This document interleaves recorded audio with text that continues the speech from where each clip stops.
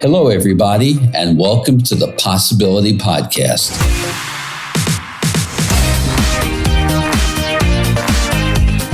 I'm your host, Mel Schwartz. I practice psychotherapy, marriage counseling, and I am the author of the book, The Possibility Principle, the companion to this podcast. I hope to be your thought provocateur, and I'll be introducing you to new ways of thinking and a new game plan for life.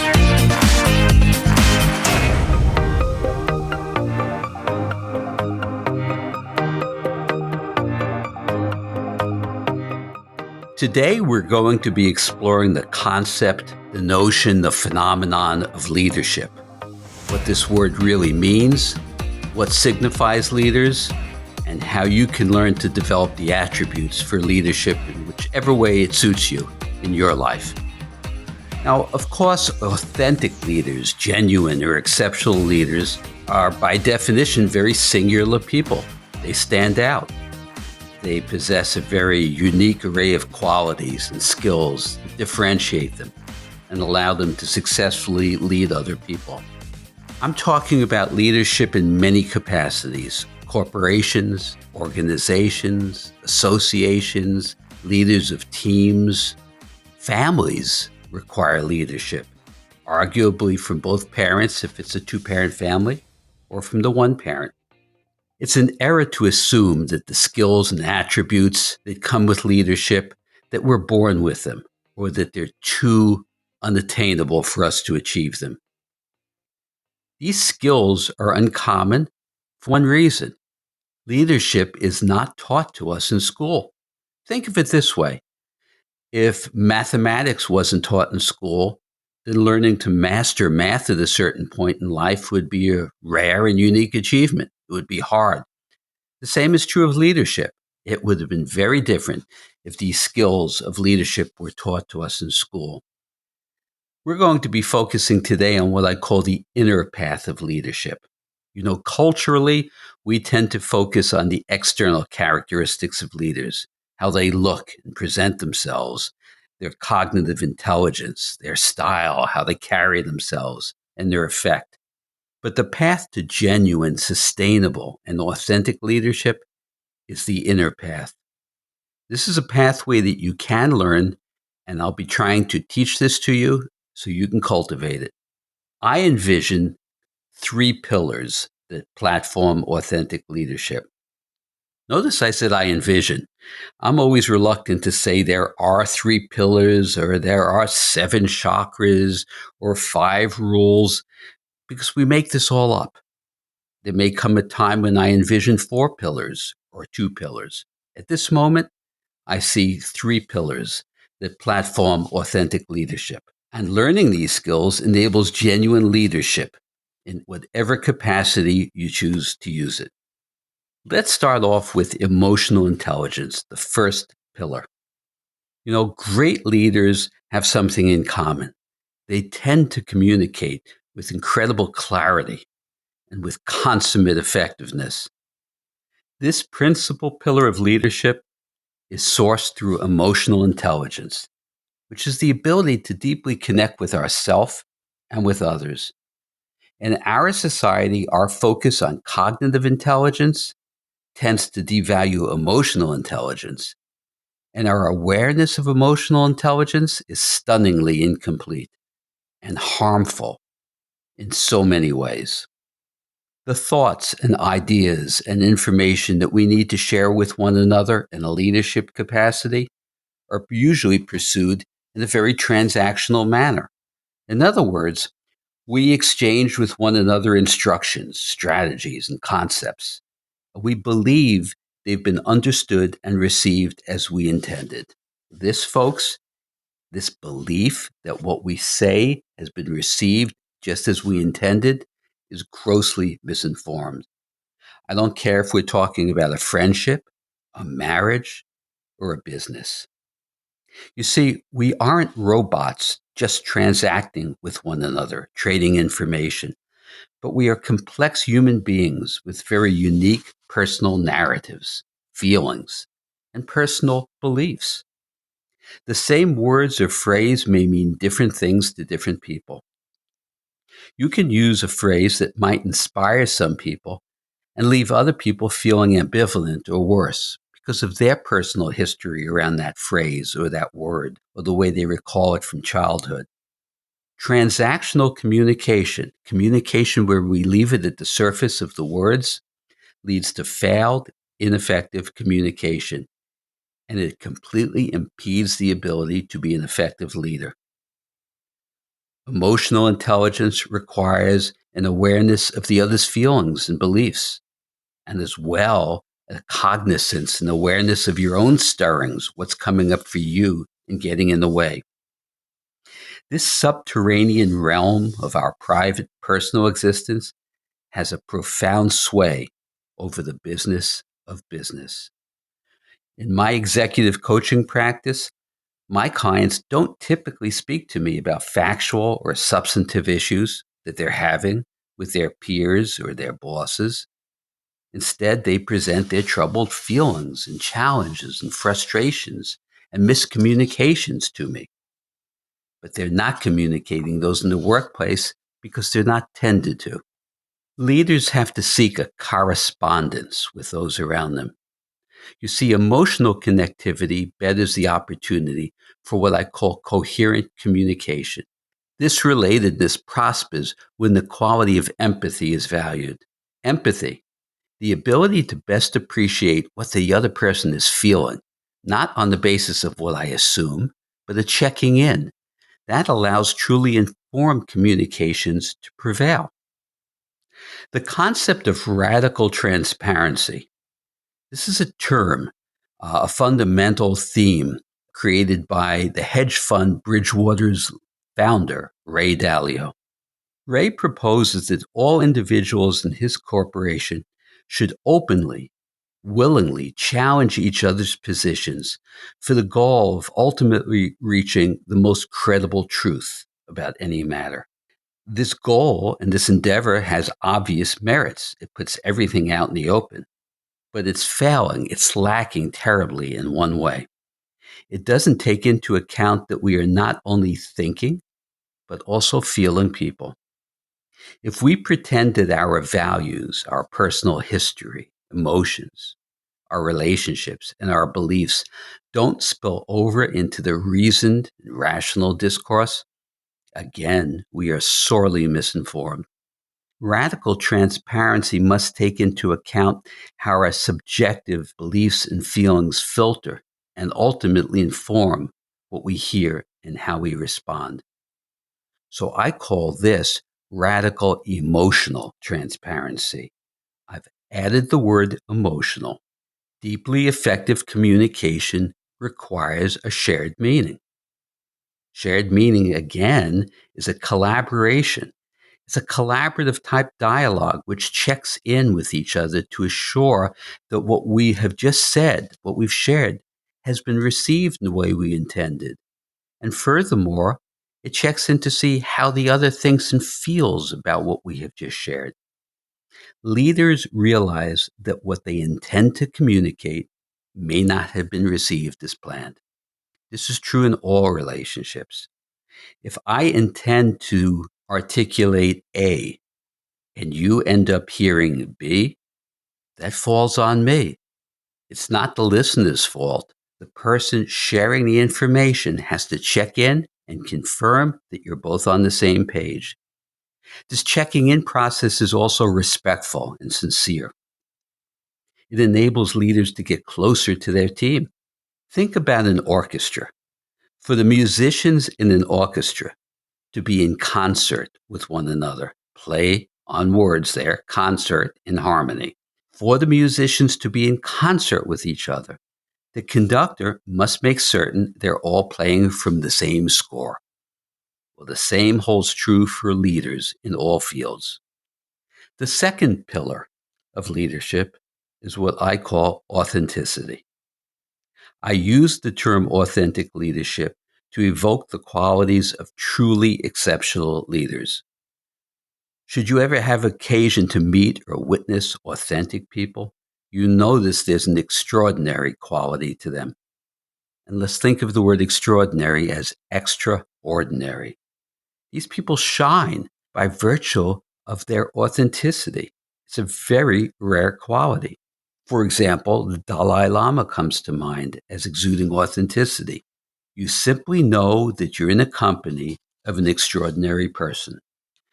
An authentic individual evokes an image of someone who has not been adulterated or in fear because of their concerns around their self-worth or worries about what others may think of him or her. Most people, average people, people who aren't leaders, are concerned with what others think of us.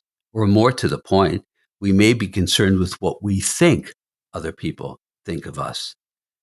We may disguise or manipulate or hide or conceal our thoughts or feelings and beliefs due to this insecurity.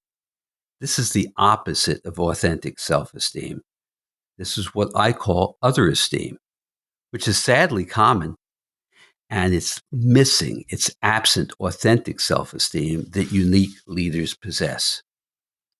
In the pursuit of learning to become an authentic leader, you must learn to pursue genuine, authentic self-esteem. If you're interested in this area, I've written many articles on this. I have other podcasts on authentic self-esteem. And you can check out my book, The Possibility Principle, which speaks to this. Now, from the authentic self, we invest in and articulate that which we're thinking and that which we believe, free from the constraint of worries. You see, the vast majority of people deflect or mitigate their communications and actions and decisions because they're worried again about how they'll be seen. Being authentic allows you to be receptive to the feedback and opinions of others, but you don't simply betray your genuine self from fear of what they think. You take it in, you digest it. When our thoughts conspire in a tangled web of why we shouldn't say or do something, we lose our authenticity. Authenticity requires a genuine sharing of our inner self, the inner path to leadership. Very often, our actions in a given moment are intended to avoid certain consequences, and so we alter or suppress our communication and play it safe. These tendencies, again, diminish our genuine capacity, and they limit our growth and genuine self-esteem. Great leaders don't fall prey to these fears. Authentic leaders learn from those around them as the separation between yourself and others falls away. You see, when fear retreats, there's no divide between yourself and other people. And that's a powerful learning opportunity. The core sense of the authentic self is always in an emergent process, never static.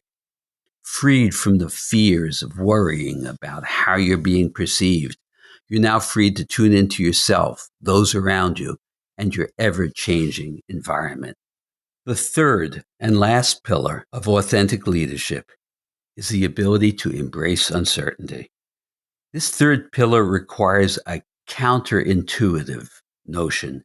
In our culture and in our world, we're taught to seek predictability and certainty. People at the heads of organizations often are working hard to predict future events. In my book, The Possibility Principle, I speak about our addiction to certainty and fear of uncertainty as being ruinous in all areas of our lives, including personal growth and relationships. This need for predictability is a remnant of Newtonian determinism, 17th century thinking, which taught us that if we had enough information and data, we could reasonably predict the future. From this paradigm, we see ourselves as separate and detached from future events, which nullifies genuine leadership. We become the spectators predicting the future rather than leaders. This is kind of like a state of analytical bondage, and is contrary to leading. We can't lead others by sitting back and calculating as if we were playing a chess match. Leaders must be informed by pertinent information, but not suffocated by an avalanche of data.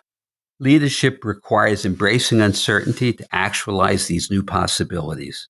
The stewards of leadership participate in a reality-making process. You see, that welcomes rather than resists uncertainty. And from this vantage, the fear of making mistakes retreats. After all, what we call a mistake is really just a snapshot frozen in time. But time doesn't stand still. Authentic leaders don't fret the consequences of their actions as much as they may consider the consequences of their inactions. We need to take a deeper look at the concept of change and change process. The very word change suggests there are times when things aren't changing, when they're static or inert. But quantum physics has revealed otherwise. It appears that reality is never inert or static. And that's why I refer to this as the reality-making process. The old adage, the only constant is change, needs to be reconsidered. Maybe we should say everything perpetually flows. Great leaders have to relish the flow, the perpetual movement. They have to dive in and lead and truly lead in a participatory way. And this requires seeing uncertainty as your friend, your ally, the realm from which new possibilities are created. This is very participatory leadership, as we are part and parcel of the unfolding of what we call the future. These three pillars of leadership create a formidable platform from which to lead others.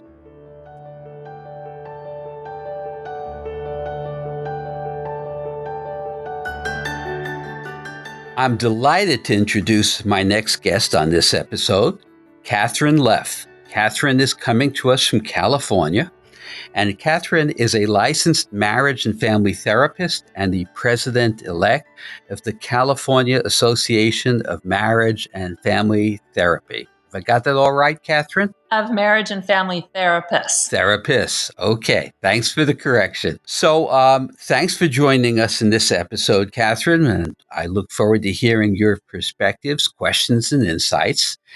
As you know, today's episode is an exploration about leadership. People often wonder, what do we mean by leadership? There's leadership of leading others. There's corporate and executive leadership. There's more informal leadership. But for me, in my work, I often find that some of the leadership is about developing an inner sense of leadership. When we develop that really calm, placid inner authority and inner leadership, it's so much easier to guide and facilitate others in our lives. What are your experiences around this topic of leadership, Cathryn?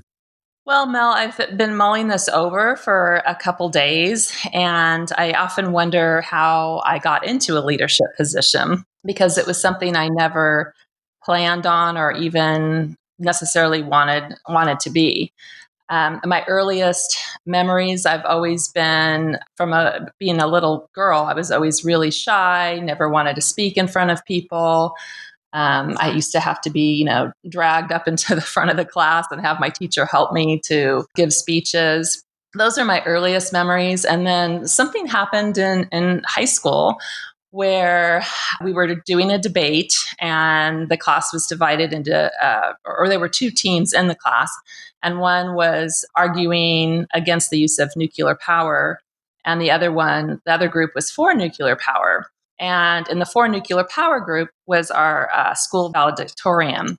And I was in the other group, and I remember we were having this discussion, and I was pretty passionate in saying why I was against nuclear power. And as I'm expressing myself, my group, they all kind of got quiet and they looked at me and they said, "You should take the lead on this. You should lead the debate."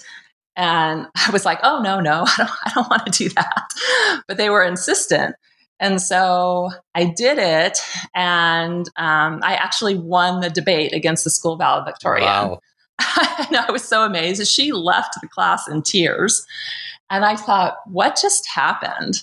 And that was kind of my first taste of that I have the ability to influence and to be a leader. But I think a lot of it comes from having an inner passion about something.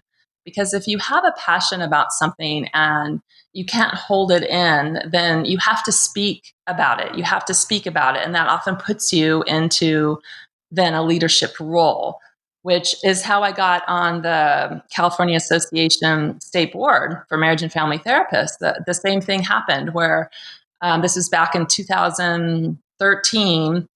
I was on social media and I was voicing my opinion on some things that were happening. And the next thing I know, or the next thing I knew was I got a phone call from someone on the board asking me to run for an open position. And so that has happened repeatedly in my life. It's something that I just will start speaking about, and people seem to notice it in me more than I think I do in myself. And so beginning to recognize that and trying to nurture that more is something that I've been working on. So I'm sure some of the listeners may have questions about how you quiet any insecurity or self-doubt that you may have in regard to this, about how you have overcome self-doubt, insecurity, hesitation. Has there been a process for you to be able to allow yourself to embrace the uncertainty that's necessary to become a leader? I think I just embrace uncertainty. I think that's what all life is. I mean, we don't have anything that's guaranteed from moment to moment, really. And so I try to embrace that uncomfortableness and push myself to get out of my comfort zone. I just think it's healthy, and that's where we grow. And so that's just the way that I've approached it. Even doing this podcast, I was like, do I really want to do this? Right. But it's like, this is something that I think I am interested in and would like to speak about. So I just tell myself, you should do this. So therefore, I assume for you, I know it's this way for me, there's no threat around the idea of making a mistake. The concept of mistakes kind of falls away in its importance if you're going to embrace uncertainty and lead. Correct. I agree. And mistakes are okay. I do them all the time. And I, like you said, I embrace them. I think that's how you learn and how you grow. If you didn't make any mistakes, you wouldn't grow or learn anything. So I think mistakes are positive, and a lot of them you can correct. So I don't really see mistakes as a negative. I see it as something that's necessary that helps you grow and helps you develop into a leader, in fact. So therefore, simply put, we choose not to honor the importance of mistakes. We view mistakes as absolutely vital and necessary life experiences. Yes. Now, as you know, as a therapist, we often come across people who in the past have been embarrassed or traumatized by their mistakes. In my book, The Possibility Principle, I talk about how simple experiences, often early in life, create core beliefs about ourselves. Like you raised your hand in third grade and you answered a question in such a silly way that everyone in class laughed at you. And you decided, I'm never going to take that risk again. I'm never raising my hand or saying anything unless I'm completely certain, because there was an emotional trauma around the humiliation and the embarrassment. So certain people, regrettably, a lot of people have this fear and this apprehension of making a mistake. Do you have any advice for those people? Well, I look at it as if you're in the third grade and something like that happens to you, of course it's traumatic because you're so young. You don't have any real life experience. So it hits you so much harder. But I think as you age and get older and you have more and more experiences, I think those types of blows you can absorb so much easier. At least I know I can, and I've seen that in my clients as well. And so I think it's important, though, if you recognize that you're still hesitant about things that happened when you were a child, that is the time to seek therapy and to try and work through whatever trauma that you experienced, with a therapist, because that's the only way you're going to move forward. And I know for me, the past traumas that I've had in my life as a young child, I look back at it now as, well, yeah, that was really traumatic at the time, but I've talked about it, I've worked through it, and it's just now just a small chapter of my life that's a part of who I am. And I'm actually grateful for some of those traumas because they really helped me grow and learn and to be a better therapist. Well, that's precisely right. These events happen to all of us one way or the other. What our power is about is our choosing how to deal with it, whether we're going to hide it and secret it away and make it part of our shame and insecurity and self doubt, or whether we're going to expose it and make it transparent and it then loses its power over us. I think a key component of leadership is around being comfortable not knowing. It's about being comfortable not having the answer or choosing not to pretend to know in advance the answer. It's about navigating the unknown. So for me, authentic leadership is not pretending that I know what's in the future or what is out there and telling you I'm going to guide you through it. That sounds more like data analysis and predictability or playing chess. For me, the embrace of the uncertainty in terms of leadership is I trust I'll be able to figure this out. Often, when I am working with people around parenting issues, and the individual may say to me, well, I get stuck. I don't know what to say. And that's not the issue. The issue is that they don't trust that the words will come to them, that the wisdom and the insight is potentially there, so they don't access the inner wisdom, which is there for all of us because we're looking for a script to follow rather than just the intuitive sense it will come to me. So leadership can really galvanize and manifest when we allow the uncertainty and just trust it will come. Do you experience that? Yes, I do. And it's interesting you bring this up because yesterday I ended working at a nonprofit organization where I was supervising associates, seeking licensure. And I've been supervising them for the last 2.5 years. And when I started in this role, I had never done supervision like that before, where I ran a group of 8, and also I did individual supervision with another different group. So, and my send off yesterday, they put up a chart, and everyone went up and wrote what they thought about me, and it was just such a great send off and so meaningful to me on what they wrote, and they wrote a lot of the things that you're speaking to about how they really appreciated my authenticity, that I was collaborative. I would let them struggle to find the answers themselves, and I didn't always just provide them the answer. And so all the things that they listed, and I've been reviewing them even this morning, I realized, it was something that I stumbled in and I wasn't too sure about, but it really worked out great. Just trusting my inner spirit, what I think is true for me. And I didn't always have the answers either, but I would just say, like, I will look into that for you. So I think it goes back to not being afraid and being to embrace that uncertainty. And of course, it's very important to be authentic, and that's one of the things that they really loved about me, and I just so appreciated that. So you and I have both used this word authentic a number of times. Why don't we drill down a bit and share each of us what we mean by authentic or authenticity?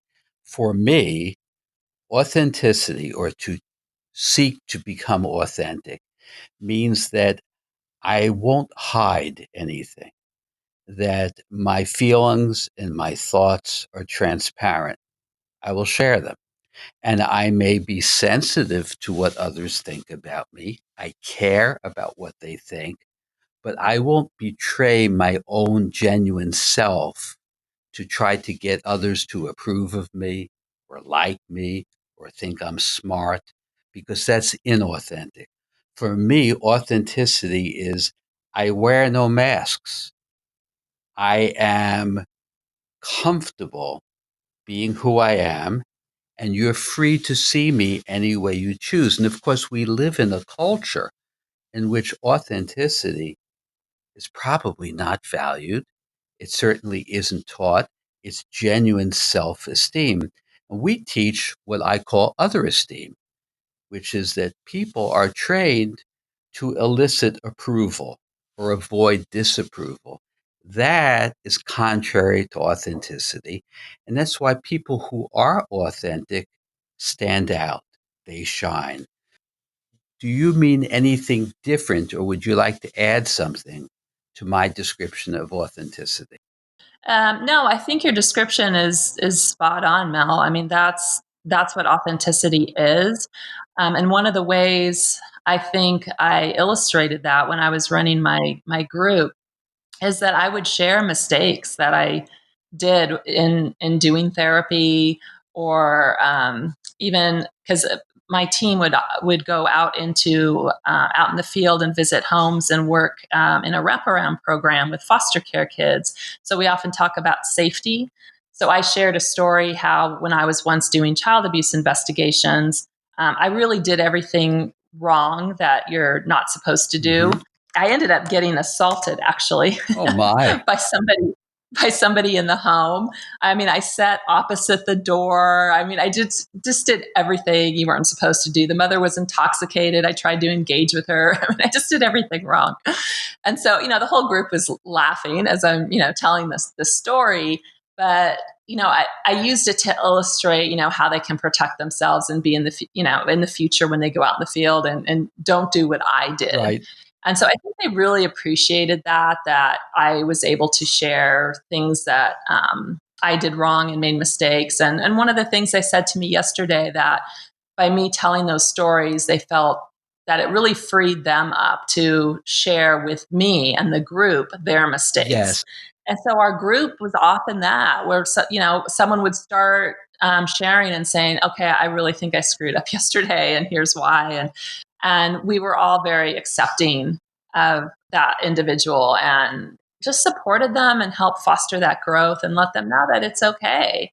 And so they always felt real comfortable. They always said I was real approachable. And I think it's because I was always my authentic self with them. And so that's why I think it's so important.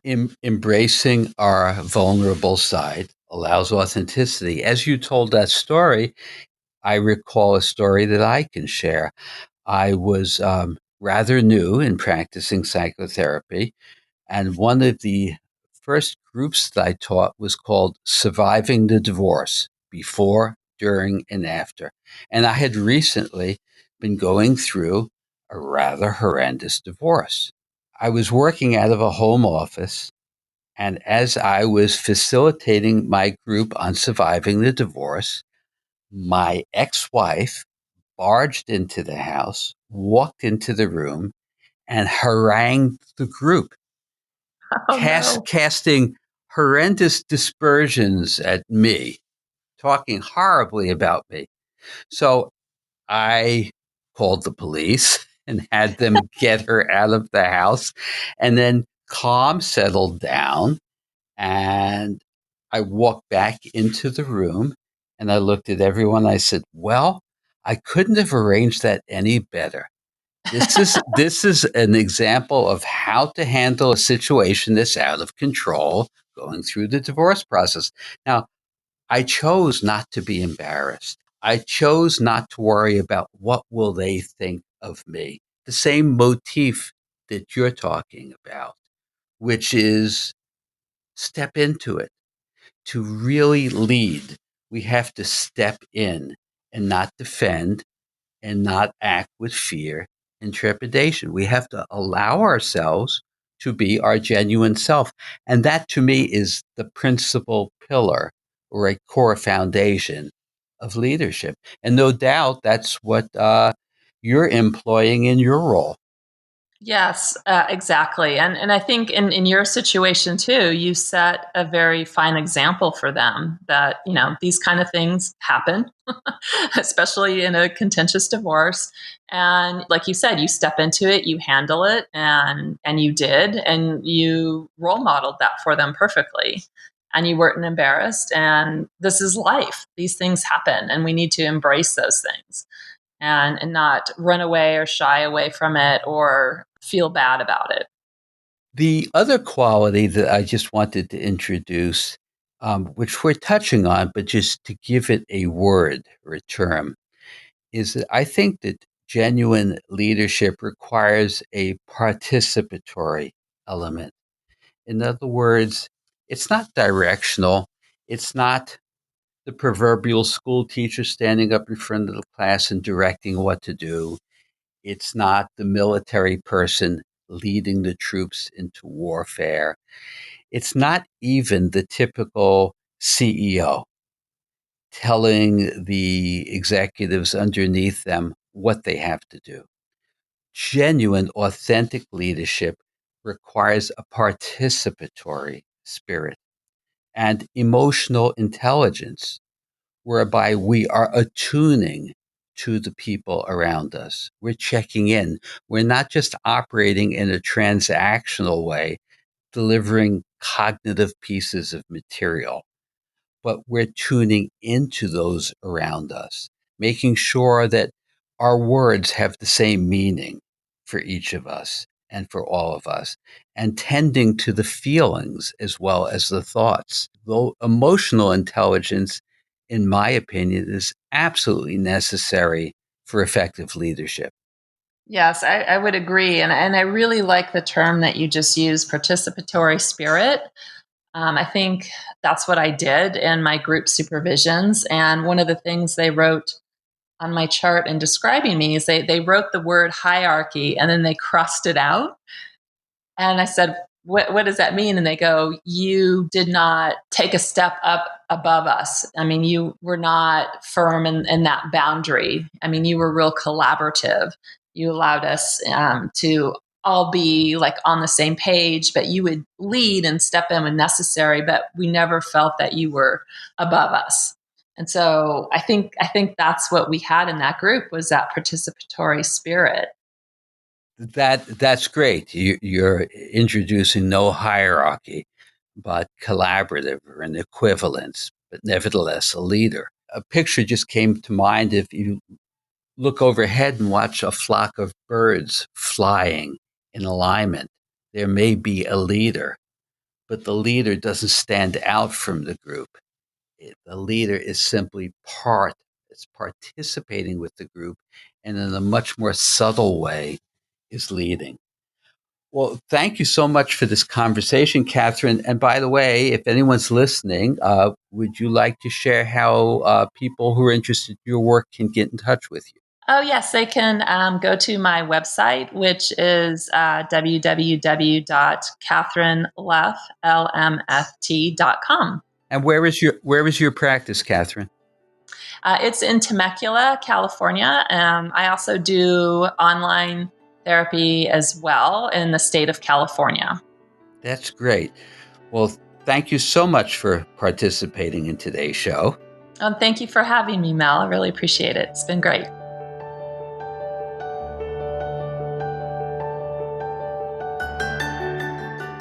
So today we've begun to scratch at the surface around the art of leadership, this inner pathway of leadership.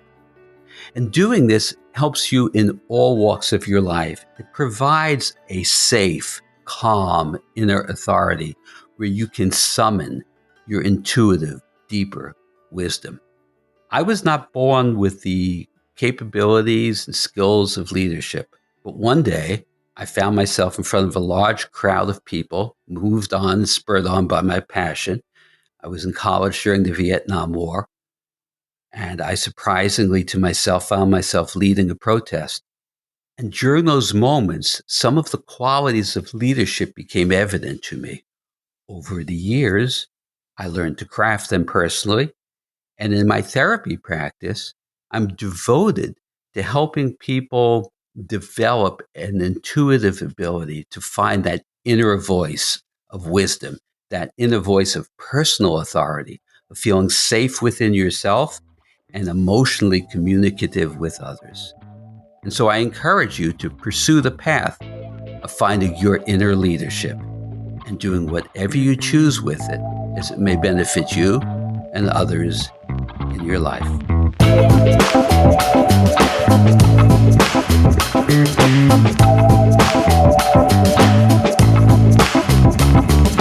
I hope you enjoyed this episode of the Possibility Podcast. I welcome your feedback on this and any episode. Please send me an email at mel@melschwartz.com or leave a comment in the show notes for this episode at melschwartz.com.